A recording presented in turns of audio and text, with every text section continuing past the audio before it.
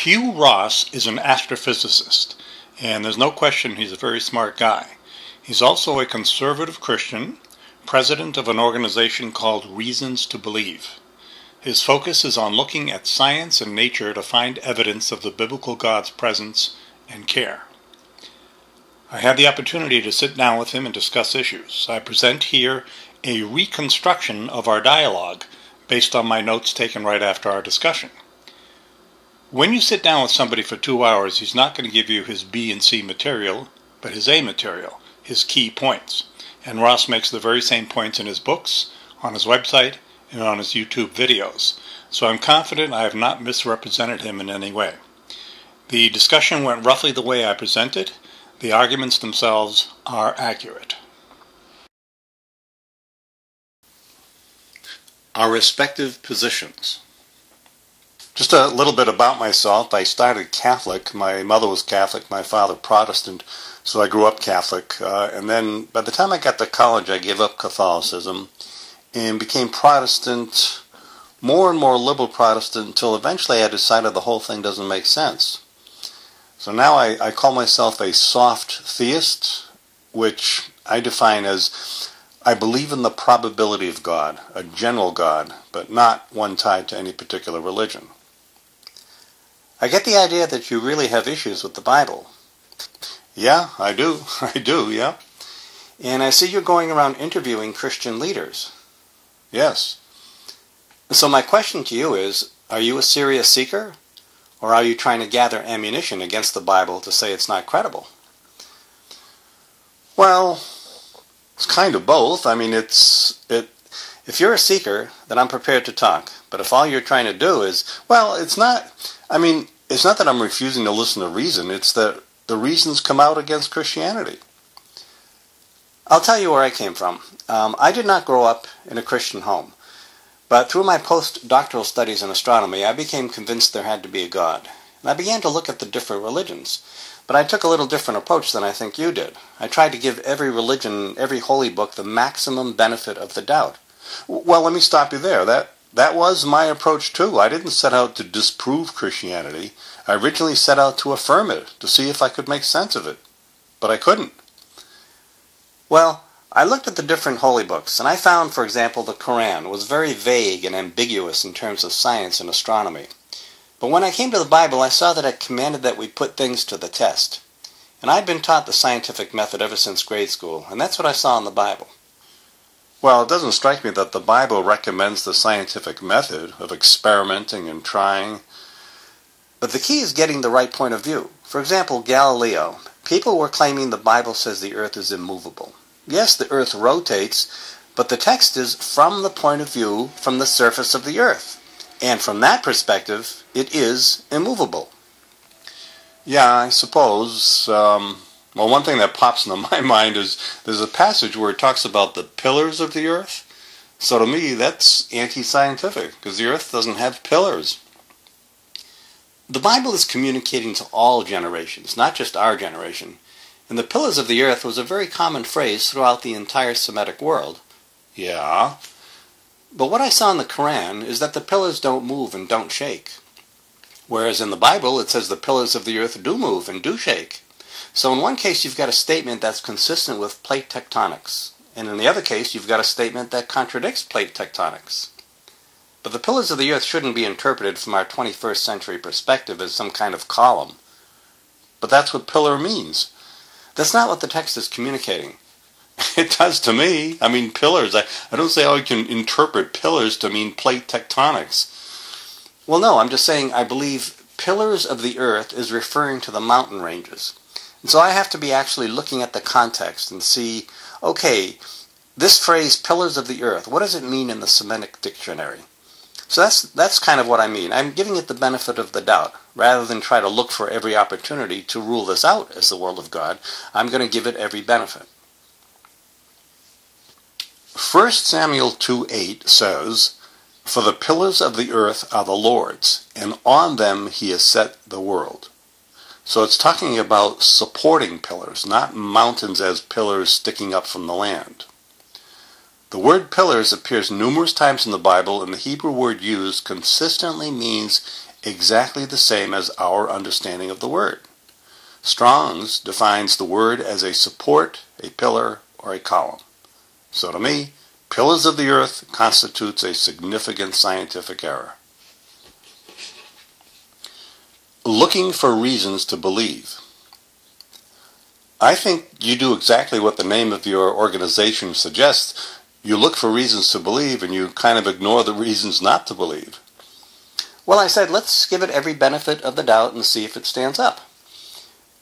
Well, that's what I did. When I read the Bible through, all the way, cover to cover, the second time, I said, forget all your preconceptions, look for the good, don't be critical, be faithful, just try to accept and understand.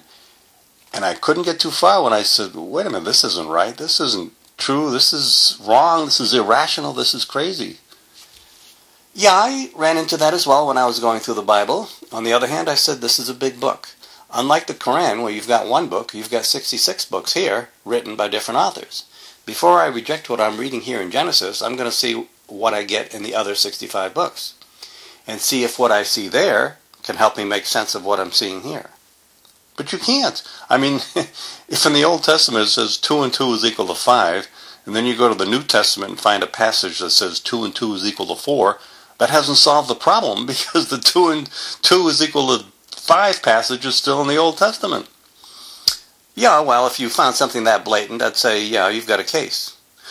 Okay, if I can show you a passage that says 2 and 2 is equal to 5, if you can show a clear contradiction between a statement in one book of the Bible and another book of the Bible, yeah, you've got a problem. Well, that's what I find plenty of. You know, every issue has been brought up and resolved by Christian scholars long before either one of us. I've got a ton of books here in my office on biblical difficulties. They don't all say the same thing, but they all come up with resolutions. So if I see a problem, unless it can be proven to be a contradiction, I see plausible ways out of the problem. The flood. As an astrophysicist, Ross is definitely not a young Earth creationist, but he does believe the flood and Noah's Ark was a literal event. The average atheist, and even the average Christian, would say, oh, please give me a break. Tens of thousands of animals restricted to one boat, taken care of by just one family for a full year, that's ridiculous. This is a story. It's mythology. It's not an actual event. I would agree with that opinion, and I was prepared to argue the issue with what I thought were 8 slam-dunk arguments. Getting to the Ark. How did the polar bears get to the Middle East to get on the boat? And the kangaroos, what did they do? Hop over the ocean? Feeding the animals. How can one family of 8 take care of thousands of animals? Elephants need 300 pounds of food a day. Conditions.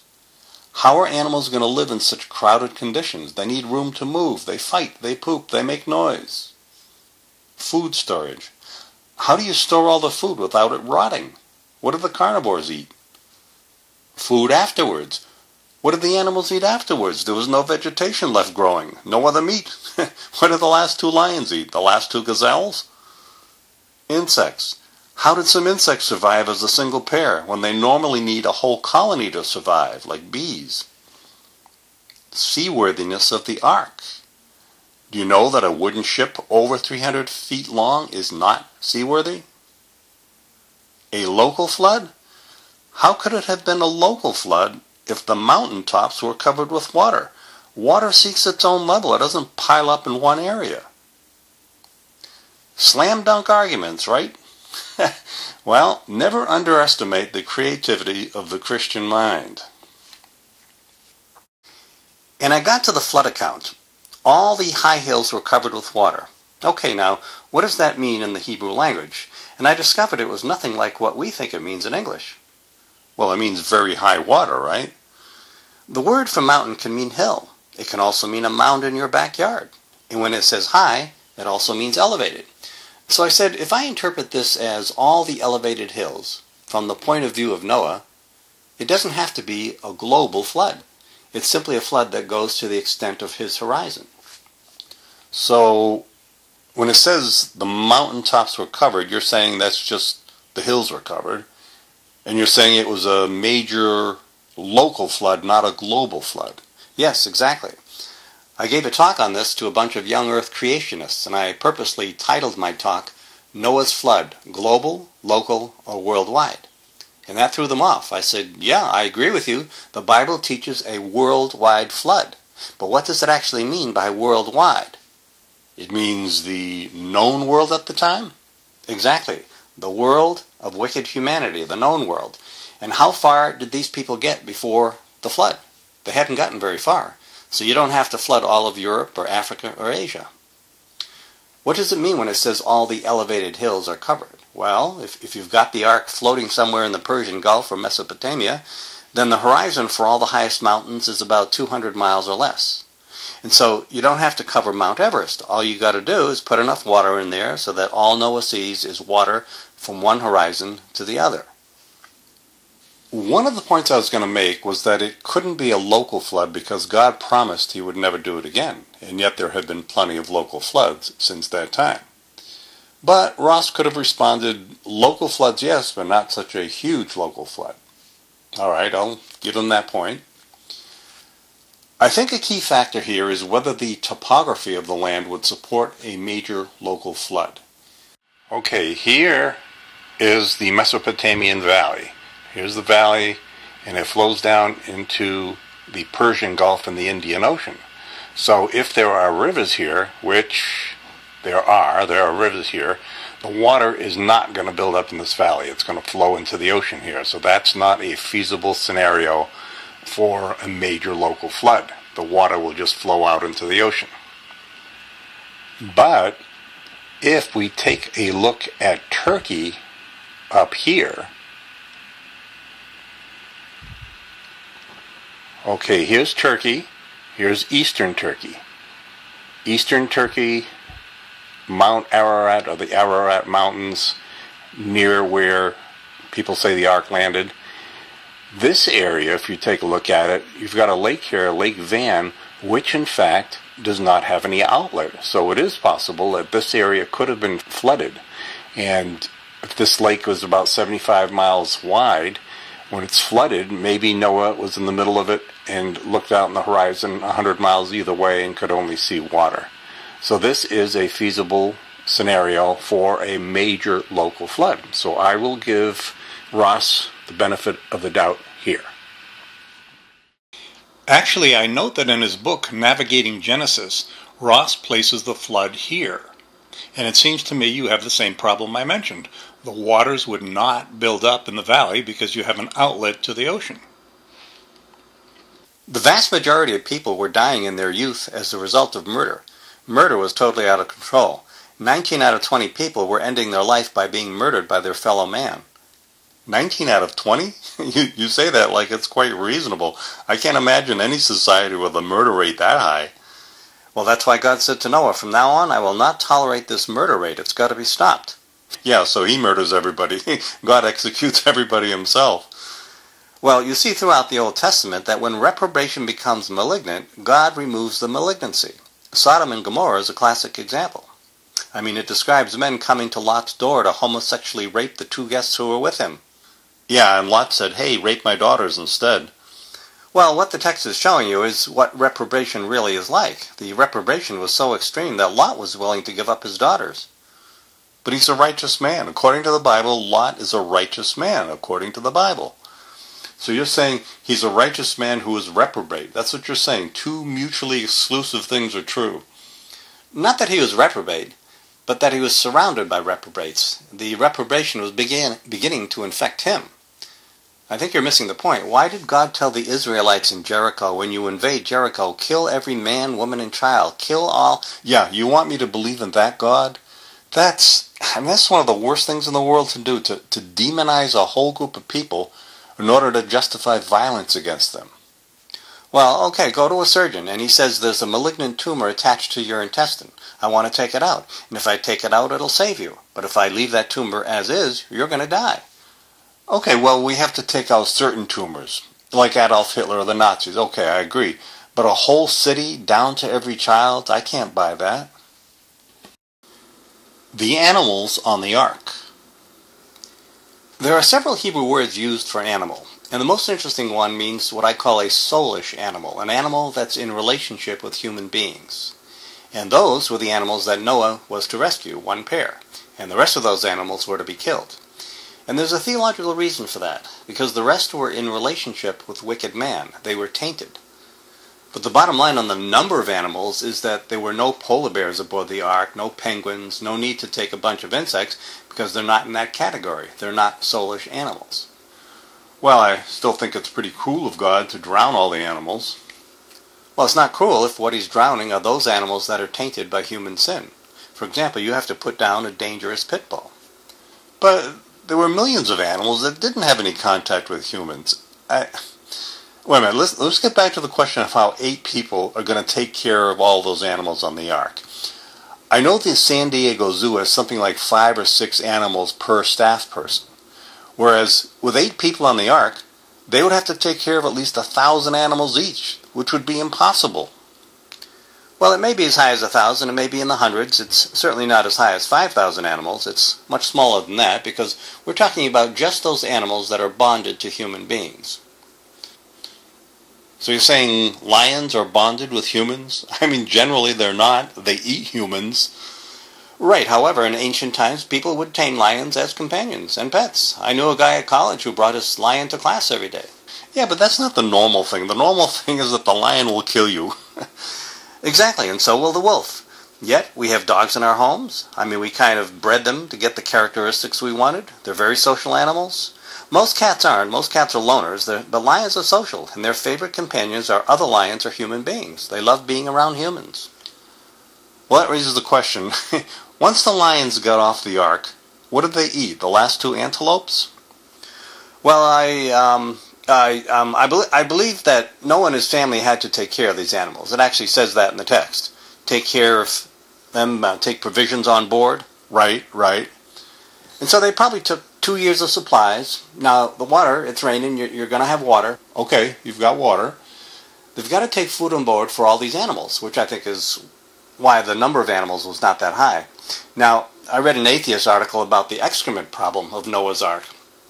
Given that Noah knew he was going to do this, he could have made sure that the pens were designed in such a way that the waste would simply slough off into the water around them. So the idea that there's going to be an excrement problem is not credible.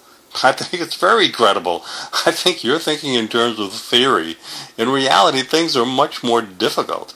I mean, I saw a program on TV where a group was trying to move 2 rhinoceroses from one place to about 50 miles distant.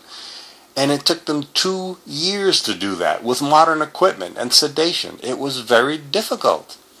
So, in theory, all this stuff could work, but in actuality, I think animals are going to be attacking each other. They panic, they fight, they make noise, they need to move, they poop. All those things. A lot of people think Noah took on board wild animals. Text doesn't say that. He took on board the basar, which means they're already tamed. These are animals already in relationship with Noah. They were his animals, not the animals of the wicked people around him. But to get back to the food, how would the meat for the lions last a whole year without refrigeration? Who says they ate meat? I do, me, because I happen to know that lions are carnivores. They don't eat grass. They don't eat grass. On the other hand, they can eat processed food if we process it for them. Noah processed food for them? Could be. We don't know. Oh, I know. Lions can't eat grass. That's what I know. Well, he could have taken on board enough food to take care of it, which means they were actually getting live creatures. That's a possibility. Like extra antelopes? Yeah, instead of taking 2 antelopes on board, he takes a whole bunch. He says, okay, these are going to feed the lions. Doesn't this whole thing strike you as just a folk tale? No. No. The seaworthiness of the ark. Do you know that a wooden boat over 300 feet is not seaworthy? It is? It is not. Let me read to you what I have. The British Shipbuilding Industry by Pollard and Robertson. A wooden ship had great stresses as a structure. The absolute limit of its length was 300 feet. A History of Technology by Singer. Imposed an upper limit in the region of 300 feet on the length of a wooden ship. Beyond such a length, the deformation due to the differing distributions of weight and buoyancy became excessive. Now those are quotes from professional shipbuilders with no religious or anti-religious agenda. And I also found this on the internet, not as authoritative, but it gives a nice explanation.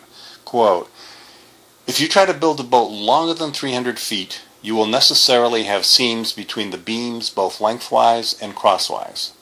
When the boat is in the water and encounters waves, it will experience hogging and sagging forces. The wooden beams will bend and the seams will open up, letting water in and sinking the boat. The chief advantage of the iron hull was its much greater structural strength. The practical limit on the length of a wooden hull ship is about 300 feet. Ships longer than 300 feet have ever since been built with hulls of metal." And it finishes saying, "Note, yes, this issue with the lack of strength and stiffness of wood does mean that the biblical ark at an alleged length of 450 feet is totally impossible." Unquote. I've debated atheists on this, and they get that number of 300 feet on the fact that clipper ships topped out at 300 feet. Okay, they were making them out of oak, which was strong and relatively cheap, and these were sailboats.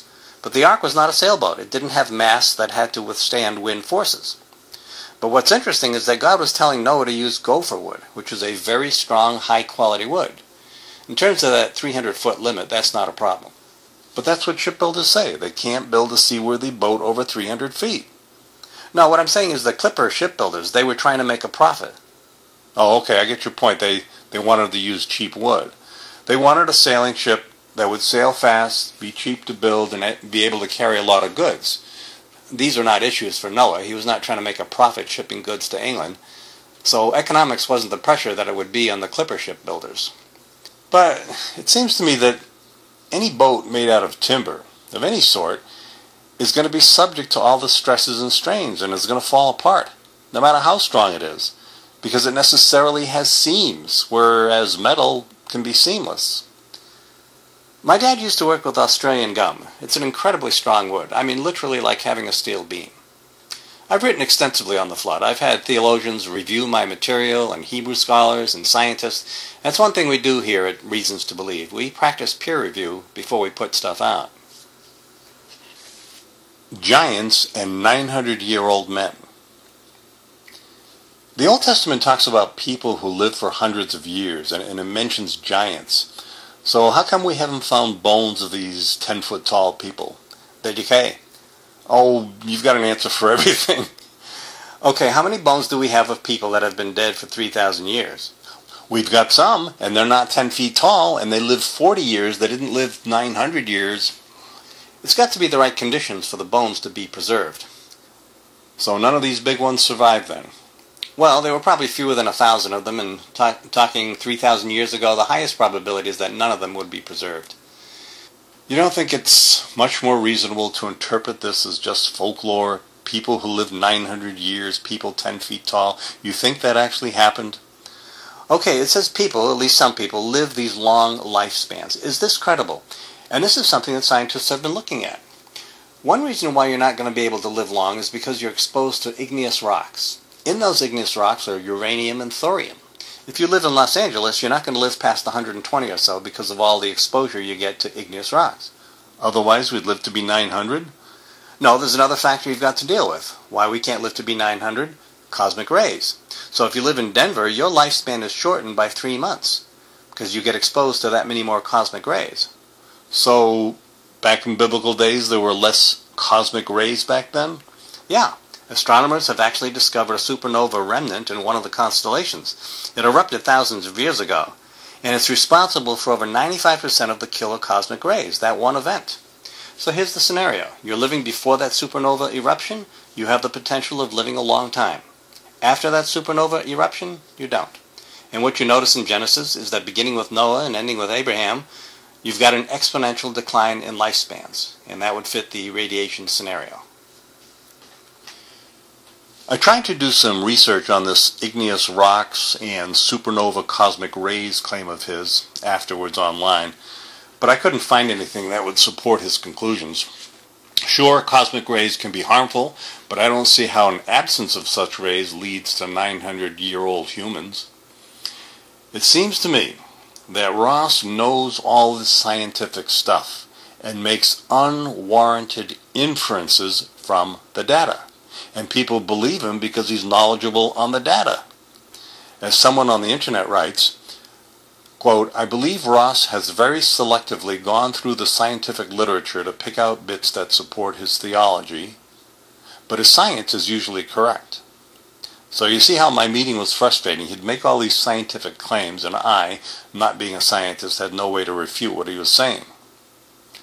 However, I say his position on the flood as a literal event is nonsense for the following reasons. Number one, if it was a local flood, even a huge one, there is no reason why most of the animals and most of the people would not have just moved to higher ground and safety instead of getting drowned. Number two, a local flood means all the local people were evil and deserving to drown, but all the people in China were perfectly fine and didn't need drowning. That's nutty theology to me. Number three, Ross's defense against the 300-foot limit of wooden ships just ignores what professional shipbuilders say. Number four, even if the number of animals was only 1,000, taking care of them is unrealistic. Say a neighbor's going on vacation and he asks you to take care of his dog for a week. You say, okay. Now say another neighbor asks you to take care of his 2 dogs. He's going to be away for 2 weeks. And you say, okay. And another neighbor asks you to take care of his 1,000 dogs and he's going to be gone for a year. And you say, what? It's not realistic whatsoever. Point number 5. Ross's tainted animals theory is nuts. Apparently, Noah's pet lions were nice, whereas all the other lions were not, based on their normal daily lives spent socializing with bad people. Clearly, there must have been tons of animals that never came in contact with people, and therefore were not tainted, and therefore not deserving of being drowned.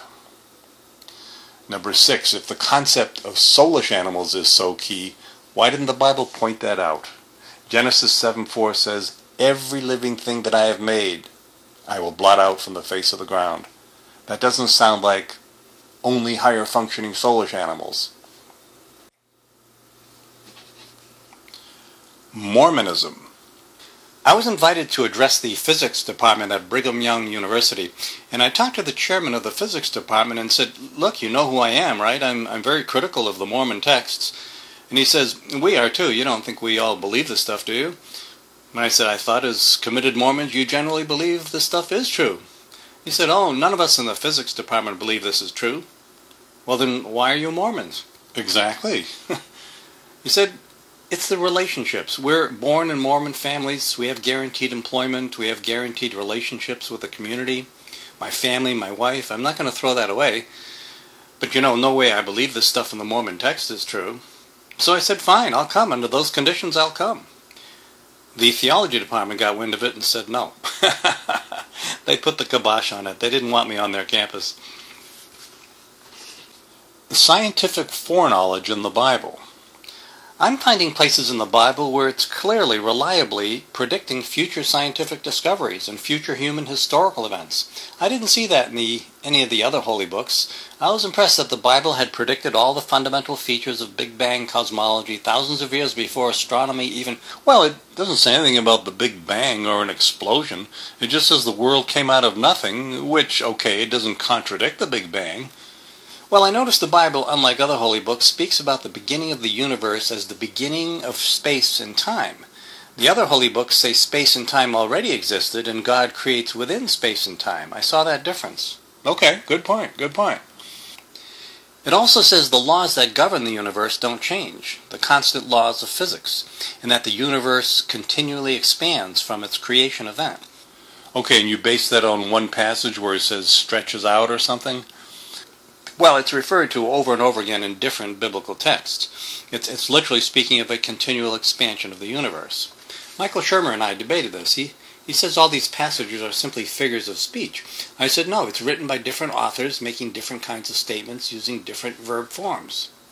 He says I'm interpreting it through 21st century hindsight. I said, no, Hebrew scholars saw this in the text hundreds of years ago, that the universe is continually expanding.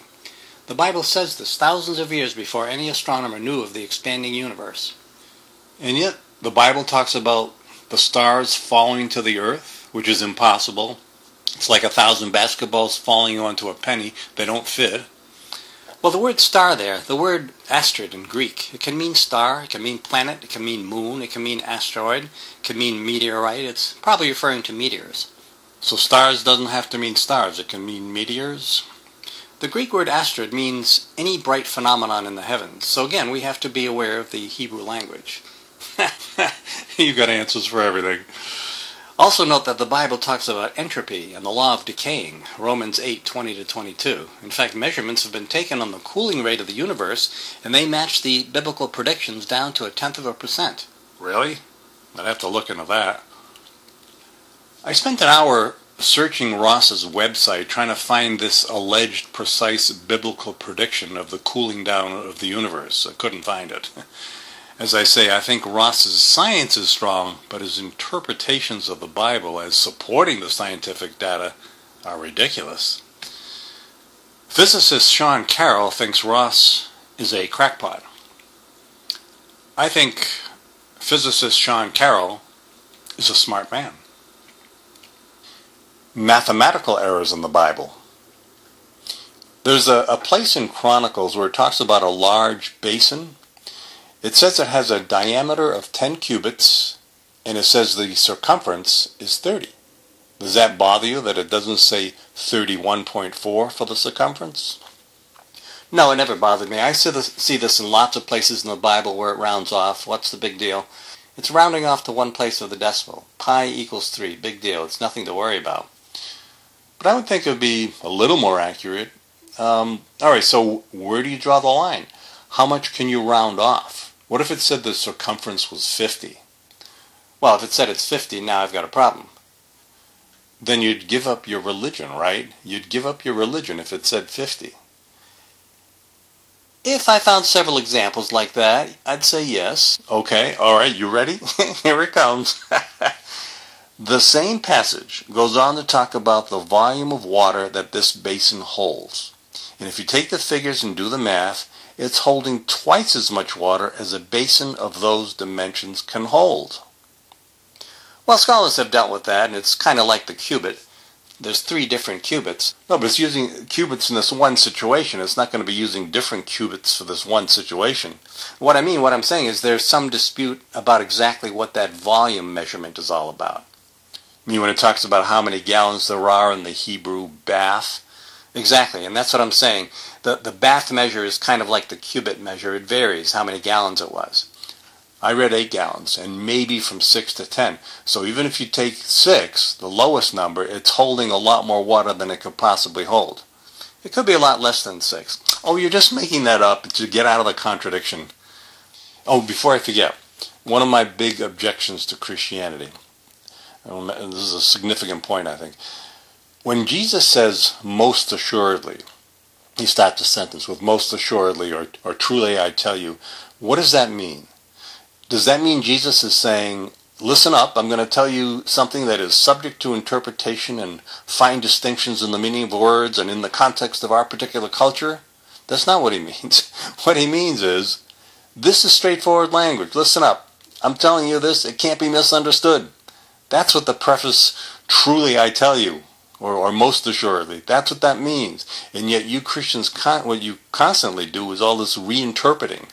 It's like you're saying now, the bath measurement is not really a bath. It could have been even less and not the 6 to 10 gallon range. Well, again, I've seen people where it says it doesn't have to be that narrow a range. You mean it could be even 4 or 3? Yes, exactly. Oh, they're just making that up. I don't trust that whatsoever. Today, a yard is a yard, a foot is a foot, but in those days, measurements varied according to the culture. Afterwards, I looked up a dozen, you heard me, a dozen references online. And they ranged from a high of 11 gallons down to a low of 5.8 gallons. So even at the lowest 5.8 figure, that basin would overflow by more than 1,500 gallons. There's a place in the Bible where it lists Zerubbabel's sons. It lists 7 of them, and at the end of the sentence it says 5 in all. It's saying 7 is equal to 5. Well, okay, you can read these texts, and basically they're making a point. These people weren't stupid. I think they were. Go ahead. Nobody's so stupid as to say 5 equals 7. They are. They're so careless, the writers. In another place they say 500,000 soldiers were killed in one battle. Back then, in World War II, a 4-year modern war, that many American soldiers weren't killed. That's so careless and dishonest and stupid. Sorry, go ahead. Well, you're overlooking how different people were back then. Today, people do what they can to save the wounded. Back then, they killed all the wounded. It was not uncommon for an entire army to be wiped out. 500,000 soldiers in one battle for one side? Oh, your sense of reality is so different from mine. But getting back to my 5 equals 7 contradiction, what was your answer to that? Well, I've not personally studied that one, but there's books that deal with this. Deal with them, but not adequately, in my opinion. No, I've read them. It depends on how you count the names. Sometimes it uses the same name. So you get, I'm trying to think of an example. Caleb, for example, you get 2 different sons in a family, both with the same name of Caleb. So it's counting the number of names, not the number of different sons. And the whole point is, okay, a man knows how many sons he's got. So if he says, I've got 5 sons, and it's actually 7 of them, what he's really saying is, I've got 5 different names for my sons. Why would anyone list the names of their sons rather than his sons? And without specifying that 2 or more had the same name? Besides, in the case here, there are no repeated names. He doesn't list 5 names for 7 sons. He lists 7 names for 7 sons, and then sums it up by saying, quote, 5 in all. So I can tell you how many sons I've got, or tell you how many names I've got of my sons. You're going to get 2 different numbers. The sentence says the sons of Zerubbabel were. Zerubbabel is not dumb. He's not going to say, oh gee, do I have 7 sons or 5 sons? I don't really know. I better ask my wife. No. I'm saying the people that wrote it here were careless. And that's not what I would expect from supposedly divinely inspired writers. The virgin birth prophecy. How can the virgin birth prophecy be valid if it was supposed to be a sign unto King Ahaz? And King Ahaz had been dead for 700 years before Jesus was born. When Isaiah talks about the virgin shall be with child, he was talking about 2 different virgins. The virgin he was about to be married to, and the virgin that would give birth to the Messiah. Yeah, but that's not fair. You're applying the prediction to another situation. Well, that's frequently done in the Bible. Yeah, I know. It's done in the Bible to establish the credibility of a prophet. For example, Isaiah said, by the time the virgin I'm about to be married to has her first child, these Assyrians that are threatening us will no longer be a threat. But that has nothing to do with Jesus.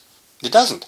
But his prediction about the Assyrians came true. So the people said, well, if that came true, then what he says about the Messiah will also come true.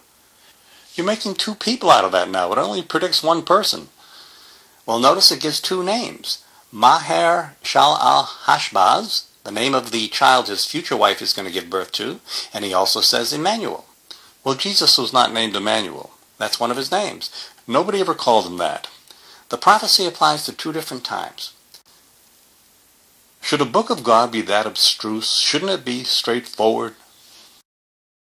End times. The Olivet Discourse is another example of a double prophecy. It refers to both the destruction of the temple and end times. But Jesus said the end would be in his generation. Yeah, but which generation is he referring to? His generation, the people standing in front of him. The text says the generation that sees these signs come to pass. That's the generation that would see this. Sorry to interrupt, but that doesn't make any sense. To talk urgently to people in front of you, warning them what's going to happen 2,000 years in the future, past when they're already dead, that doesn't make any sense. What do they care? The fact that the short-term prophecies came true indicates that we can trust the long-term prophecies. The short-term prophecies establish credibility. But the whole thrust of these passages is that it's going to be happening soon. There's just dozens and dozens of them. The end of all things is at hand. In these last days, he will not tarry. The time is short. Things which must shortly come to pass, for the time is near. Does that make any sense to say that to people when it's, oh, by the way, it's 2,000 years from now? Well, to me, that's really quick. 2,000 years is quick? Yeah, you're talking to an astronomer when you're talking about the universe. Yeah, all right, to you, a modern astronomer, but to the average person, the person who reads the Bible, the person back then, the normal understanding. Okay, now, the universe is 14 billion years old. There's a redemptive reason why it's 14 billion years old. The fact that I'm waiting 2,000 years for the return of Christ, that's really quick. Oh, I just can't accept that in terms of normal thinking. This will happen soon, 2,000 years from now. It's like if I said to you, I have to go to the men's room, I'll be right back. And then I disappear for 2 weeks and then come back, and you say, what happened? Where'd you go? And I say, well, what's the problem? For me, from my broad perspective, 2 weeks is a short time. I mean, you're changing your perspective in order to justify what's in there, which to me is just a straightforward bad mistake, claiming the end of the world is upon us in Jesus' time. Well, Christians could have made it happen soon, but we have not been committed enough. Prophecy of the Holocaust. You need to read Ezekiel. The Holocaust was actually prophesied in the book of Ezekiel. No, it wasn't. Get out of here. Stop it. Stop it. You cannot say that. I don't see the word Nazi in there anywhere. And I just came across this other passage recently where a prophet's telling the Hebrews, they're going to prosper, they will not suffer evil. Well, they did in World War II, they did. So that was flat wrong, this guy's prophecy. That's future fulfillment. It hasn't been fulfilled yet. Wait a minute. He said they wouldn't suffer. A time will come when they will not suffer. Oh, so you get out of everything that way. You claim no time limits. But like I said, it makes no sense to urgently predict things to people that will happen long past when they're dead. And you're saying the Bible predicted the Holocaust. You're saying that. Okay, read the book of Ezekiel, because it talks about how there will be a rebirth of a nation, the nation of Israel, for a second time. Israel became a country in 1948. And the Bible talks about valleys being filled with the dry bones of dead Jews. That came true. And that the Jews will eventually regain all the high places of worship. And that came true when Israel regained those areas in the 67 war. There's numerous predictions in the book of Ezekiel that pertain to the modern nation Israel, half of which have been fulfilled, half of which have not been fulfilled. Debating Miklos Shermer. I debated Miklos Shermer on some of these issues, and he's a classic example of someone reading the Bible in the worst possible light every passage. That's not a fair way to deal with the text. Always looking for problems. If you're going to critique a book, also look for proofs that it's true. Well, that's the thing. I find the proofs are not there. It's could have been, could have been, could have been. Could have been wood so strong that it's stronger than steel. Really? Could have been this many animals, not that many animals. Could have been just a local flood. It's all could have beens, not proofs. Shermer writes that Ross starts with what we know about science and then searches for biblical passages to match those facts. And even if they don't match, he's very good at massaging both the research and the passages so that in the end they'll fit come hell or high water. I think that is exactly what Ross does. He retroactively fits information and calls it proof. It's almost like shooting an arrow high in the air, finding where it lands, and then painting a target around it after the fact and claiming this could only be a supernatural event. Or I thought of this analogy as to what Ross does. Question. What is the biblical God's favorite sport? Well, it's obviously tennis. A tennis court is 39 feet from net to baseline and 27 feet wide. There are 39 books in the Old Testament and 27 in the New Testament. Clear proof that tennis is God's favorite sport. Or maybe not. Maybe it's just a pattern we've noticed out of tens of thousands of patterns that show up in our life, and it proves absolutely nothing. Here's another strong point against Ross. He considers the 7 days of creation as eras rather than literal days. Fine, I don't have a big problem with that. But if the days are actually long eras, how is it that plants on day 3 existed for a full era before the sun, day 4, was created? Ross's answer. Oh, the sun already existed. When the passage says created, it really means became visible or appeared. As he says in his book, Hidden Treasures in the Book of Job, page 81, the sun, moon, and stars had previously existed, but only later became visible as distinct objects to earth-bound observers. All life forms associated with the first three creation days fall into the first category, needing a translucent but not necessarily transparent sky. Unquote. I'm not a scientist, but it seems to me that a translucent sky is a cloudy sky, and the vast majority of plants cannot survive for any extended period of time without real sunshine. I find Ross's mental gymnastics here extremely dishonest. The ostrich. You made some interesting remarks on YouTube about ostrich meat being better than beef. Do you want to describe that? Yeah, well, we're worried about global warming, and the fact is that the largest human contribution to global warming is cows. Not automobiles or factories, but cows. Right. Cows emit huge quantities of greenhouse gases. If we switched to ostrich meat, it would be a major improvement. I had one once, Fuddruckers. They had ostrich burgers at one time. It was pretty good. Yeah, and it's also one of the healthiest meats you can eat. Very low in cholesterol and saturated fat.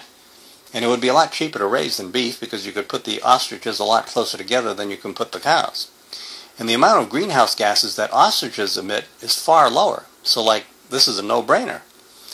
I wrote my book on Job basically making the point that God designed all the soulish animals to relate in different ways to us human beings.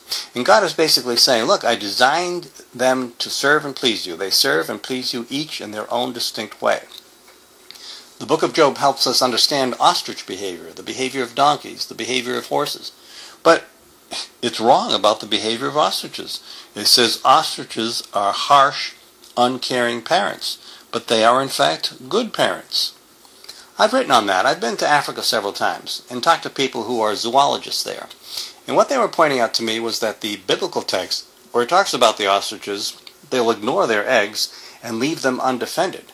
They said that is actually the best defense strategy for the ostrich. And you watch the ostrich pair. They're very protective of their eggs. And they will use an interesting strategy. At night, the male ostrich will sit on the eggs because his feathers are black. The predators can't see them. At dawn and dusk, the female will sit on the eggs, and again, because of its light brown covering, they blend in very well, and the large predators can't see them. So they're good parents.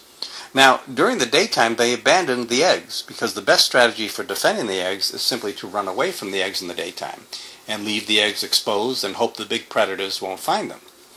Now, as far as the small predators go, you don't have to worry, because small predators can't break open those big, strong eggs. So the ostriches have designed a strategy to defend their eggs in the best possible way. So they're good parents. They're good parents. So they're not harsh parents. Well, again, what we see in Job is from a human perspective. It seems harsh to us. Now, but wait, this is God talking about ostriches in Job. It's his perspective, not human perspective. It's Hebrew poetry. I saw this in some of your stuff on the web. You're claiming the Bible's saying things that aren't true. But the book of Job, I look at it as Hebrew poetry. And the whole point is we have to take the challenge of taking an ancient language and translating it into English. But basic ideas are the same. I don't see how you can say the Bible is not flat wrong by calling ostriches bad parents when they are good parents. Well, they look like they're bad parents from a human perspective. But the perspective is not a human perspective. It's God talking. It's his perspective on ostriches. It's saying this is how you see ostriches. No, it doesn't say that. You're just sticking that in there. I am sticking that in there. Okay, now I understand what you're doing. You're reading an English translation, and it says that. But I said, okay, I need to look at this, look at the context of the original language. Actually, I mean, you can get commentary. Harsh means harsh. You can't interpret harsh to mean not harsh. I mean, certainly we would never do that. From a human perspective, it looks harsh. But from the perspective of a zoologist in the field studies, he says the ostrich is remarkable in what it does. I mean, it actually has picked the best strategy for taking care of its young. So the biblical God is wrong because they're good parents. Well, it depends on the context. From a human perspective, taking the ostrich behavior, they abandon their eggs in the daytime, they do that. But there's a good reason to do that. Yeah, because they're good parents. I mean, they protect their young from the rain. They walk at the speed of the slowest chick. And around and around we went. What we've got here is failure to communicate. Reminds me of a conversation I had with a Christian years ago. I claimed the Bible was wrong in saying rabbits chew the cud. And he responded, oh, but they look like they chew the cud. I said, well, it doesn't say they look like they chew the cud. It says they do chew the cud. Yes, but they look like they chew the cud. Yeah, but they don't chew the cud. He goes, yeah, but they look like they chew the cud. And around we went. Just like here with the ostrich. Now, of all things, I forgot to bring up two strong points I had intended to bring up, so I'm going to bring them up now. In his book, Hidden Treasures in the Book of Job, page 65, Ross writes, Job 39 brings to mind another way to manage the human contribution to global warming. This passage includes a list of bird and mammal species that seems random at first glance, and yet, upon closer examination, clearly proves otherwise. Each of the creatures listed once played a unique and significant role in the launch of civilization. The ostrich, for one, can help us again. Unquote. And so he goes on to describe what he said to me, all the benefits of ostrich meat, clearly implying God's intent and plan behind all this. Continuing, the book of Job highlights the theme that God has marvelously designed the universe, the earth, and all its life in such a way as to harmonize ethics and economics. Unquote. Okay, ostrich meat instead of beef. Great idea. But where does it say in the book of Job that God encourages the eating of ostrich meat? Nowhere. Instead, here is what Leviticus 11:13-16 says. These you shall regard as detestable among the birds. They shall not be eaten. They are an abomination. The eagle, the vulture, the buzzard, the ostrich. So to me, this is the smoking gun that shows how thoroughly biased Ross is in his Bible interpretations. And the second strong point I forgot to bring up in our conversation is that Ross claims the Leviathan in Job 41 is the crocodile, page 182. The Leviathan fears no other creature, another reason to identify it as a crocodile. More than once a crocodile has ambushed a mature lion and dragged it into the water, whereupon fellow crocodiles help dispatch and consume the lion in short order. But the Leviathan cannot be a crocodile. Ross willfully ignores the biblical description right in front of him that proves it cannot be a crocodile. Contrary to the description in Job 41, crocs can be killed and eaten by man, and have been for centuries. Crocs are not totally fearless. They're often wary and will give way to hippos. Crocodile skins are used by merchants. Spears and arrows will make a croc flee. The underside of a croc is not sharp, but smooth. There are other animals like him, the Komodo dragon, for example, and there are others more ferocious than him, killer whales, for example. And contrary to Psalm 104:25-26, crocs do not live in the middle of the ocean. They need to be near land to lay their eggs. Nor can the Leviathan or the behemoth be symbolic creatures, because the entire context of Job, chapters 38-41, is God describing literal nature, the creatures of nature that he has created. Chapter 40, verse 15 says, Behold now, behemoth, which I made as well as thee. The Leviathan cannot be a crocodile, and Ross simply refuses to look at the evidence right in front of him. God's treatment of Job. I think the biblical God's whole attitude towards Job is very unloving. He comes across as a God of power and not a God of love. Well, I can see Job being tempted to say God is mean. That's kind of what his friends were saying. That's what I'm saying. But Job feels there's a reason why God is taking me through all this. I have no idea what the reason is. Because of my past experience with God, I know there is a reason for this.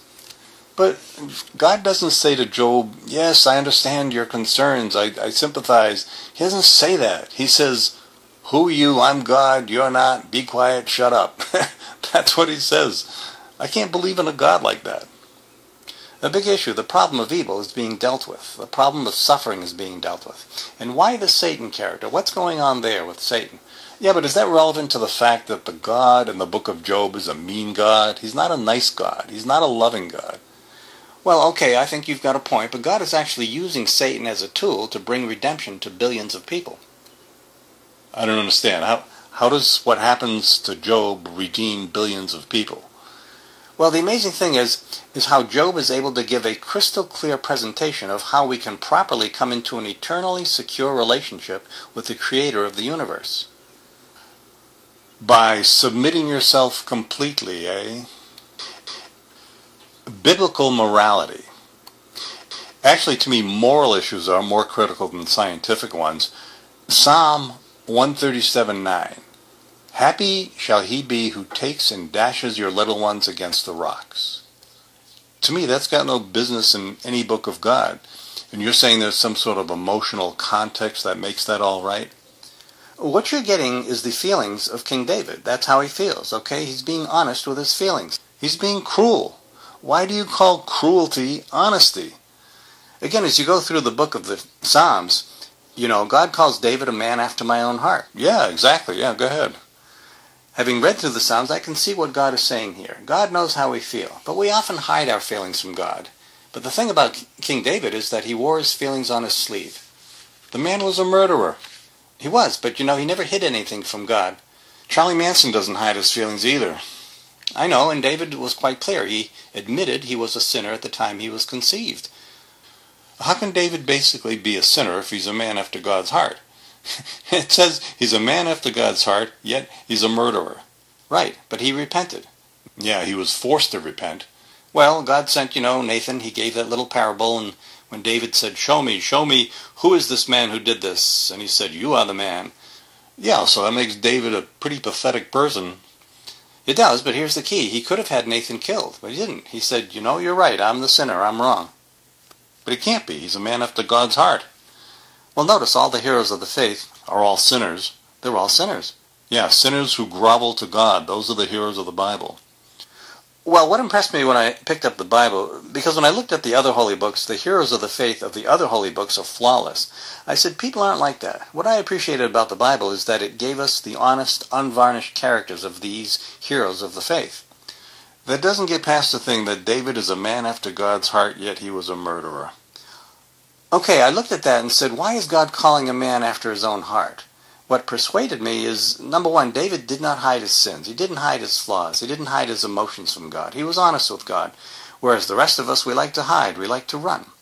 And also what you find is that David comes around. Every time he comes around, eventually he gets it right.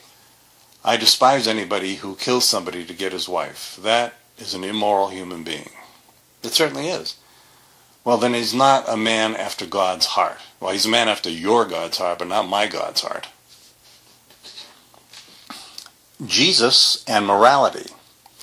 Well, Jesus deals with morality in the opening chapters of Matthew. He says, you think that murder is bad. He says, if you ever had hate towards another human being, you've committed murder. He's making the point that it's more than just your actions. It's your words and your thoughts. And God is going to judge you not based on your actions, but on your words and even your thoughts. Nah, I think God will judge us on our actions. The God that I believe in judges you on your actions. That's the only thing he cares about, that we treat each other well. That's it. And what you believe and what you think is not the key. And Jesus way overstates. I mean, there's a huge difference between being angry at somebody and wanting to hit him with a baseball bat and actually doing it. A huge difference. Well, what Jesus is saying is that in God's eyes, that still makes you morally imperfect. The whole point is the Bible says, look, none of us satisfies God's standards. Oh, God doesn't satisfy human standards either. God created diseases. You have an employee here who has cancer. My sister died of cancer. That's a sin against humanity that God does to us. He gives us earthquakes and diseases and tsunamis. God's sins against us are far greater than our sins against God. Okay, what Paul says, be careful. You're the creature impugning the character of the one who created you, because he clearly knows a whole lot more than you do. And he says, who are you, the pot, to say to the pot maker, why did you make me this way? Yeah, but you're assuming this is God in the first place, instead of people claiming to be speaking for God. It's not a matter of the position we're in relative to God. It's a matter of determining if this is really God. I don't think I'm being prideful in criticizing the Christian God any more than you think you're being prideful in criticizing the Muslim God. I can't accept a God like this who thinks David is a good guy. I mean, David, what did he do after he killed Goliath? He cut off his head. That's supposed to be the right thing to do? You know, Goliath might have been a jerk, but he's probably somebody's son or brother or father. Belief over behavior. The thief on the cross, the God that I believe in, or believe in the probability of, there's no way to actually know, wants us to behave well. And he doesn't care that much whether we believe or not, whereas your God, belief is the absolute key. The thief was a thief, a horrible thief. He was being crucified. He was that bad a thief. Yet he gets to go to heaven, but my atheist friends don't. That's very unjust. Well, you need to read Ezekiel. He said God is more focused on your relationship with him than he is on what you've done. And if you realize you've displeased God and you can't please God by your own effort, you need the Redeemer and need to trust God and not your own good works. And the thief goes to heaven. The thief goes to heaven. He's not judged by anything he's thought or said or done. That's all erased. Whereas pride and self-righteousness will send you to hell. Pride is thinking I'm better than God. In a very real sense, we are better than God. Dan Barker says that, and I agree, because we would have cared enough to stop the Holocaust, but God did not. Hell. Well, I've written on hell. I've got a whole book on why torment in hell is an expression of God's love. Oh, that is such a distortion of everything sacred to redefine torture as love. But there is a role and purpose for hell, because God's not going to force people to live with him that don't want to live with him. Yeah, but you yourself wouldn't torture people forever, yet you believe in a God who does. Okay, there's a difference between torment and torture. No, there isn't. It's the same thing. Fine distinctions again. There you go again. Fine distinctions in the meaning of words. Well, okay, there are different levels of reward in heaven. Not everybody gets the same level. Likewise, it says those who choose not to be with God for the rest of eternity, they get to go to this place, hell, and there's different levels of torment there. But it's forever. Yes. Well, that's horrible, even if I had only a stomach ache. But if I had it forever, that's horrible. I wouldn't do that to anybody. But a person that hates God will hate God for all eternity. He'll continue to hate God. He wants nothing to do with God. I hate your God. You know, my sister, myself, my atheist friends, we're all going to hell. Well, if you don't want to be with God, God's not going to force you. Then Ross went on to tell me the same, what to me is a cockeyed story he tells in his book, Beyond the Cosmos. A story of a friend of his who had to spend time in a holding cell with 8 homosexual rapists. And he makes the analogy that putting these alleged rapists in restraints to keep them from raping his friend is what God is doing in restraining people in hell, keeping them from inflicting evil onto others. How in the world this analogy justifies the concept of hell is beyond me. As usual, Ross completely misses the point. Restraining people from doing evil might be a good thing for God to do, but a God who inflicts never-ending suffering is not a loving God. When I talked to William Lane Craig, for some reason we didn't get to the topic of hell, oddly enough, yet I think hell is the single strongest argument against Christianity. So let me give you 15 succinct Christian arguments for hell and my responses to them. Firstly, hell is defined biblically as never-ending torment of sentient beings. Here are the key references. The red text means it's Jesus talking. Matthew 13:49-50, the angels will come forth, separate the wicked from among the just, and cast them into the furnace of fire. Revelation 14:11, and the smoke of their torment ascends forever and ever, and they shall have no rest day or night. Luke 16:24, for I am tormented in this flame. Matthew 18:9, it mentions hellfire. Matthew 9:43, fire that shall never be quenched. And Matthew 25:41, Jesus saying, "Depart from me, you cursed, into the everlasting fire." All right, here are 15 Christian defenses. First is the one that Ross uses. Number 1, it's a free choice. God doesn't force you to accept him. Free choice is not the issue. The cruelty of the punishment is the issue. That's a key to Christian brainwashing, instinctively always focusing on the wrong aspect of an issue in order to avoid the real issue at hand. Number 2 defense. It's just symbolic language. The language may be symbolic, but it points to something real. What kind of horrible punishment is it that would require such a horrible symbol?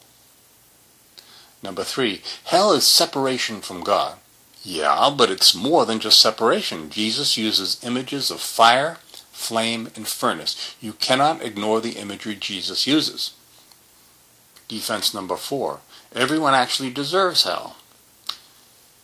If you think that, you're an idiot.